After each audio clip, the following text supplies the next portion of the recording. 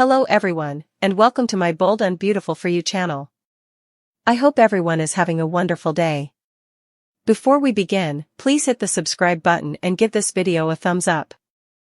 The opulent, flower-laden sanctum of the Forrester mansion, meticulously transformed into a vision of ivory silk and fragrant white orchids for what the glossy Los Angeles society pages had already dubbed the wedding of the decade, thrummed with a precarious energy that was less joyous anticipation and more the electric, static-charged calm before a cataclysmic storm. A gathering of the city's most beautiful and damned all assembled to witness the union of Hope Logan, the ethereal, perpetually troubled beacon of goodness, to Thomas Forrester, the brilliant, tormented designer whose journey from obsessive villain to seemingly redeemed prince had been the talk of every fashion house and cocktail party from Beverly Hills to Rome, a redemption arc he had fought for with tooth and nail, clawing his way back from the abyss of his own manipulations for this singular moment, for her, the woman he had long claimed as his destiny, his one true love, the missing piece of his fractured soul, and as the string quartet, positioned discreetly behind a bower of blooming gardenias, began the first, trembling notes of Pachelbel's canon. The air itself seemed to crystallize, every breath held,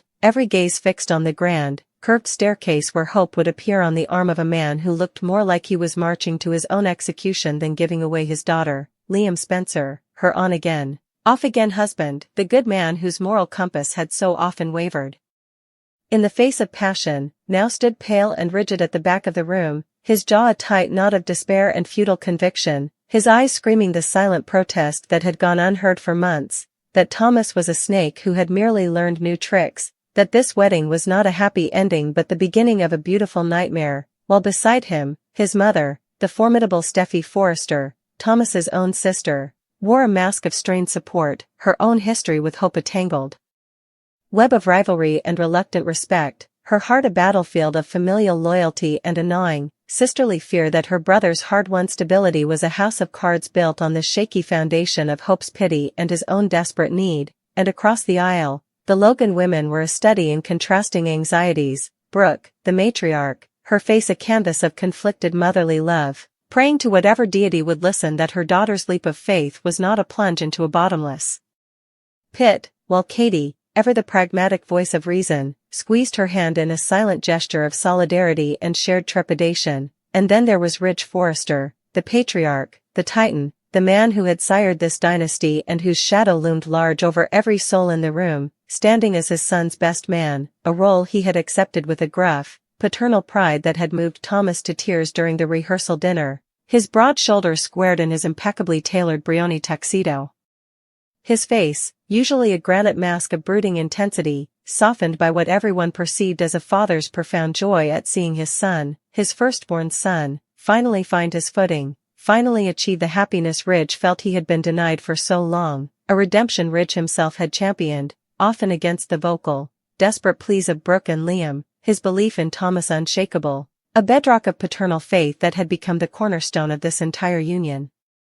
The music swelled, a deliberate shift in key signaling the arrival of the bride, and all heads turned as one, a collective, sharp intake of breath as Hope appeared at the top of the staircase, a vision in a Forrester original gown of breathtaking simplicity, the silk cascading like a waterfall of moonlight, her face veiled but her expression one of serene, almost otherworldly determination, a woman who had made her choice and was walking toward it with the solemnity of a monk taking holy orders. Her hand resting lightly on the arm of a beaming, though slightly bewildered, Eric Forrester, the family's beloved grandfather, who had stepped in to give her away when her relationship with her own father had frayed, his eyes twinkling with uncomplicated joy, a stark contrast to the complex emotional maelstrom swirling around them. The ceremony began, the officiant's voice a sonorous, practiced drone about love, commitment, and the sacred bonds of marriage, words that seemed to hang in the air, beautiful and hollow, as Thomas gazed at Hope with an intensity that was both worshipful and possessive, his hand clutching hers as if she were a lifeline in a turbulent sea. And when it came time for the vows, Thomas spoke first, his voice thick with emotion, cracking on the words he had written himself, a poetic, heartfelt declaration that spoke of darkness and light, of being lost and then found, of his soul being a barren landscape until her love rained down upon it, making things grow, a vow that was so raw, so nakedly earnest, that it caused even Steffi to wipe a tear from her eye and for Liam to look down at his shoes, a fresh wave of shame and anger washing over him, feeling the walls of his argument crumbling under the weight of Thomas's apparent sincerity. Hope, in turn, recited her vows with a quiet, steady conviction, her voice a clear bell in the tense silence, speaking of forgiveness, of second chances, of building a future not on the ruins of the past but on the solid ground of the men they were today, her words a direct rebuttal to every doubt, every whispered warning, and as she finished, she looked not at Thomas, but directly at her mother, a small, defiant smile playing on her lips, a silent message that she was strong, she was sure, she was finally taking control of her own narrative. The officiant, beaming at the beautiful couple, then uttered the fateful words that would become the trigger for the apocalypse. If anyone here present can show just and lawful cause why these two may not be lawfully joined together in matrimony, let them speak now, or forever hold their peace. A beat of silence, a universal, cinematic pause where every guest, from the lowliest intern from Forrester Creations to the most powerful business magnate, held their breath, their eyes instinctively darting toward Liam, expecting, perhaps even hoping, for the dramatic, last-minute objection, the grand, romantic gesture to stop the wedding, but Liam, though trembling, remained silent, his protest confined to the white-knuckled grip on the pew in front of him, and a collective, almost disappointed sigh seemed to ripple through the room, the moment having passed, the path clear, the officiant smiling, turning back to the couple, opening his mouth to continue, when another voice, low, raspy, and freighted with 30 years of buried agony, cut through the perfumed air like a shard of glass, I can't. The two words, simple, devastating, and utterly final, landed not as a shout, but as a whisper that somehow carried to the farthest corner of the room, and every single person froze, a tableau of shock, as all heads swiveled not towards Liam, but towards the man standing beside the groom, towards Ridge Forrester, whose face had gone a ghastly shade of gray, his eyes wide with a horror that was not for the wedding, but for the truth that was now, irrevocably, escaping its cage. Ridge? Brooke's voice was a panicked whisper, her hand flying to her throat, while Thomas stared at his father, his best man, his hero, a confused, boyish hurt flashing in his eyes. Dad? What is it? What's wrong? But Ridge couldn't look at him, his gaze was locked on a point across the room, on the face of his mother, the legendary Stephanie Forrester, whose formidable presence was felt even in her eternal absence, and then his eyes found another, the woman who had been a specter at this feast for decades, Dr. Taylor Hayes, his other great love, the mother of his children, Steffi, and Thomas, who was watching him with a dawning, terrified comprehension, her hand pressed over her mouth, her body beginning to shake. I said, I can't, Ridge repeated, his voice stronger now, laced with a terrible, resigned finality, I can't stand here and let this happen. I can't be your best man, Thomas. I can't give you my blessing. Not like this. Not without you knowing, without everyone knowing, he trailed off, the weight of the moment crushing him, and the room was so silent you could hear the rustle of silk as Hope shifted her weight, her veil obscuring the dawning horror on her face. Knowing what, Ridge? For God's sake, what is it? Brooke pleaded, stepping forward, her maternal instinct screaming that this was about to shatter not just a wedding, but their entire world. Ridge finally turned his agonized gaze to Thomas, his eyes brimming with tears that refused to fall. You're my son, Thomas. In every way that matters, you have always been my son. I raised you.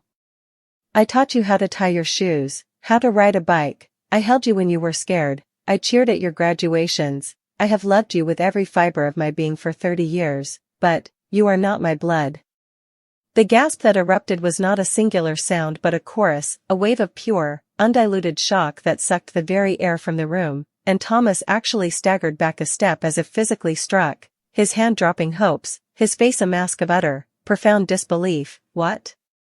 What are you talking about? That's a lie. A sick, twisted lie. Why would you say that? Today of all days. Steffi cried out, Daddy, stop this. What are you doing? But Ridge was a man possessed, a dam of deception finally breaking inside him. It's the truth. A truth I have carried since the day you were born, Thomas. A truth your mother and I buried to protect you, to protect this family. All eyes swung to Taylor, who looked as if she were about to be sick, her knees buckling, requiring Steffi to rush to her side and hold her up. Mom. Is it true? Tell me it's not true. Taylor could only look at her son, her eyes pools of bottomless regret and shame, and in that look, the answer was clear, a confirmation more powerful than any words, and she gave a single, shaky, agonized nod, a sob tearing from her throat. No, Thomas whispered, the sound a mere breath, the foundation of his entire identity crumbling to dust beneath his feet. No. I don't believe you. But Ridge pressed on, the story he had locked away now a torrent he could not stop. It was during one of our separations, Taylor. It was a dark time. We were both lost. She had a brief encounter. It meant nothing. A mistake. But it had consequences. When she found out she was pregnant, we were already trying to reconcile. We were so happy. We thought it was a miracle, a sign we were meant to be. We decided, together, that no one would ever know. I would be the father. I was your father. I am your father, he insisted, his voice cracking, pleading with Thomas to understand, but the damage was done, the seed of the lie now a fully grown, poisonous tree whose branches were strangling everyone in the room. Who? The question came not from Thomas, who seemed catatonic, but from Steffi, her voice cold and sharp, her protective instincts for her brother overriding her own shock. Who is his biological father? Ridge closed his eyes, as if the name was a curse he could not bear to speak, and when he opened them, they were filled with a lifetime of rivalry, of bitterness, of a wound that had never truly healed, and his gaze traveled past the stunned wedding guests, past the weeping Logan women, past a horrified Eric, and landed on a man who had been watching the entire proceedings with a look of growing, thunderstruck realization, a man who had been Ridge's adversary, his brother, his rival in business. And in love for his entire life, Bill Spencer. Him, Ridge said, the word a venomous dart, and he pointed a trembling finger directly at Bill. It's him. The second wave of shock was, if possible, even more profound than the first, a seismic shift that rearranged the very tectonic plates of the Forrester, Logan, and Spencer dynasties, and Bill Spencer, for once in his life, was utterly speechless, his mouth agape, his trademark swagger and smugness completely evaporated, replaced by a look of genuine, unvarnished astonishment, while over by the pulpit, Liam's legs gave way, and he had to grasp the pew to keep from collapsing, his mind reeling. The math computing in a dizzying spiral, if Thomas was his father's son, then Thomas was his half-brother. The man he had loathed, fought, and competed with for over a decade was his brother. The man who was moments away from marrying the love of his life was his brother. The world tilted on its axis, and the wedding was forgotten, the beautiful decorations now just a garish, mocking backdrop to the ugliest, most devastating family secret ever revealed. Thomas finally found his voice, a raw, guttural scream of betrayal that tore from the depths of his soul. You lied to me. My whole life. You both lied to me. He was looking at Ridge and Taylor as if he were seeing them for the first time, as if the parents he had adored, relied upon, and modeled his life after were grotesque strangers, and the carefully constructed control he had maintained for months, the cornerstone of his redemption, shattered into a million pieces, the darkness that Hope's love had held at bay now flooding back into his eyes with a vengeance, all those talks about legacy. About what it means to be a Forrester. About blood and honor. It was all a lie. I'm not a Forrester. I'm a Spencer? A Spencer? He spat the name like a curse, turning his wild, furious gaze on Bill, who was still trying to process the bombshell, and then his eyes landed on Hope, who had ripped her veil from her head, her face pale, her beautiful wedding gown suddenly feeling like a shroud, and in that moment, something in Thomas broke, truly and irrevocably, the fragile sanity he had clung to evaporating in the heat of this nuclear truth. And you were marrying me because you thought I was a Forrester, isn't that right?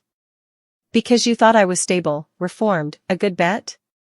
Well, surprise, Hope. You weren't marrying into the royal family. You were marrying the bastard son of Dollar Bill. How does that feel? Is this the beautiful life you envisioned? His words were laced with a toxic, familiar bitterness, the old Thomas surging to the surface, and Hope recoiled, not in fear of Bill Spencer, but in fear of the man standing before her, the man whose entire persona had just been exposed as a fiction, the man who was now unraveling before her eyes, and she took a step back, a step away from him, a step towards Liam, a movement that did not go unnoticed by Thomas, whose rage intensified, of course. One step away from me and you run right back to him. Your precious Liam. Well, guess what, Hope? He's my brother now. How very Greek tragedy of us. Does that make it more exciting for you? The scene descended into pure, unadulterated chaos, with Steffi trying to calm a hysterical Taylor, Brooke rushing to Ridge's side, not to comfort him, but to pound her fists on his chest, screaming, "How could you? How could you keep this from him?" From all of us, while Eric slumped into a chair, looking every one of his years, his head in his hands, the empire he built fracturing before him, and in the center of it all stood Thomas, alone, adrift, his past a lie, his present a ruin, his future with hope incinerated in the blaze of this revelation, the wedding from hell not just a disrupted ceremony, but the day the House of Forrester, and every life entangled with it, was brought to its knees, the 30-year secret not just a piece of hidden information, but a live grenade whose pin had finally been pulled, and the explosion would send shrapnel tearing through every relationship, every alliance, every fragile piece for years to come, the beautiful facade of the day now nothing more than a prelude to the long, dark, and brutal war that was sure to follow. The fallout was instantaneous and absolute, a nuclear winter descending upon the sun-drenched California paradise they had all taken for granted, the meticulously arranged floral centerpieces and the gentle, mocking sway of the orchids in the breeze now a surreal counterpoint to the raw, human agony unfolding beneath them, as Thomas's guttural scream seemed to hang in the air, a spectral echo of a life irrevocably broken, his face, once a canvas of arrogant confidence and then of redeemed sincerity, now contorted into a mask of such profound, soul-crushing betrayal that it was difficult to look upon, his eyes darting wildly from Ridge, the man he had called father, the man whose approval had been the sun around which his entire professional and personal orbit had revolved, to Taylor, the mother he had idolized, the renowned psychiatrist whose own life was built upon a foundation of the most monumental, hypocritical lie, her professional expertise in unraveling the human psyche, a cruel joke in the face of the psychological devastation she had willingly inflicted upon her own son, and then his gaze, burning with a new, incandescent hatred, landed on Bill Spencer, who was now slowly rising from his seat, a strange, unreadable expression shifting from sheer astonishment to something darker, more calculating, the gears in his master of the universe mind already beginning to turn, assessing the power dynamics of this new, shocking reality. "You," Thomas seethed, taking a menacing step towards Bill, his hands clenched into white-knuckled fists, his body trembling with a violence that threatened to erupt. You did this. You're the reason I'm this." He gestured wildly at himself, as if his very body were now a prison constructed from Spencer DNA, a biological curse he could never escape. Bill, ever the predator, didn't flinch. Instead, he met Thomas's rage with a cool, appraising stare, his initial shock giving way to a burgeoning, terrifying sense of possession. "Now, hold on a minute, son," he began, the word son dripping with a condescension that was like gasoline on the fire of Thomas's fury. "Don't you dare call me that." Thomas roared, lunging forward, only to be caught and restrained by a horrified Carter Walton, who had sprung from his seat as a mediator, his own role in officiating this debacle now a bitter irony, his strong arms wrapping around Thomas's chest, holding him back as he thrashed, a wild animal caught in a trap of his own lineage. "This changes nothing, Thomas." Ridge boomed, his voice cracking with a desperate, paternal authority that now rang utterly hollow, his own facade of the unshakable patriarch crumbling into dust. "I am your father. I changed your diapers. I taught you how to sketch your first dress. I am the one who was there for every scraped knee, every heartbreak, every triumph. That man," he snarled, pointing a venomous finger at Bill, "is nothing but a sperm donor. A biological footnote." But his words were lost in the storm, the concept of father now fractured into a meaningless dichotomy of nature versus nurture, both sides tainted by lies and betrayal. Hope, meanwhile, stood frozen a few feet from the altar, her beautiful silk gown feeling like a lead weight, her vision tunneling, the screams and cries around her muffled as if she were submerged in water, her gaze locked on Thomas, not as her almost husband, but as a terrifying stranger. The man she had agreed to marry was a construct, a fiction built on a hidden fault line, and now that the earthquake had hit, she was seeing the true, unstable core of him, the darkness she had believed was conquered now roaring back to the surface with a vengeance, fed by this ultimate betrayal, and as she watched him struggle against Carter, his eyes wild and unfocused, a primal fear quailed in her stomach, the fear that she had, in her desperate quest to believe in redemption, walked herself to the edge of a cliff with a man who was now free-falling and might just take her with him. Her retreat, that single, instinctual step away from him, had been a silent scream of rejection, and he had seen it, he had absorbed it, and it had become part of the fuel for his rage. Liam, from his position by the pew, was experiencing his own seismic shock, the revelation that the man he had viewed as a monster, a nemesis, was in fact his own half-brother, sending his moral compass into a dizzying spin, his hatred for Thomas now complicated by a bizarre, unwelcome, and horrifying flicker of fraternal connection, a shared taint of Bill Spencer's blood that he himself had spent a lifetime trying to overcome, and his heart ached not for Thomas, but for Hope, seeing the terror and disillusionment in her eyes, the crushing weight of her failed gamble, and he took a step towards her, a protective instinct overriding the complex web of betrayal and history between them. "Hope," he said, his voice low and steady, a lifeline in the chaos, and she turned her wide, terrified eyes towards him, a single tear tracing a path through her perfectly applied makeup, and in that moment, the years of their own tumultuous history fell away, and he was simply Liam, the man who had always, come for her, and she was Hope, the woman perpetually caught in a storm not of her making. This silent exchange, this momentary reconnection, was the final straw for Thomas. He stopped struggling against Carter's hold, his body going slack, and he let out a sound that was half laugh, half sob, a chilling, broken noise. "Look at that," he whispered, his voice raw and ragged, carrying through the sudden lull in the noise, everyone turning to look at him, at the devastating pain in his eyes. "The moment I stop being a forester, the moment I become something lesser, you can't get away from me fast enough, can you, Hope?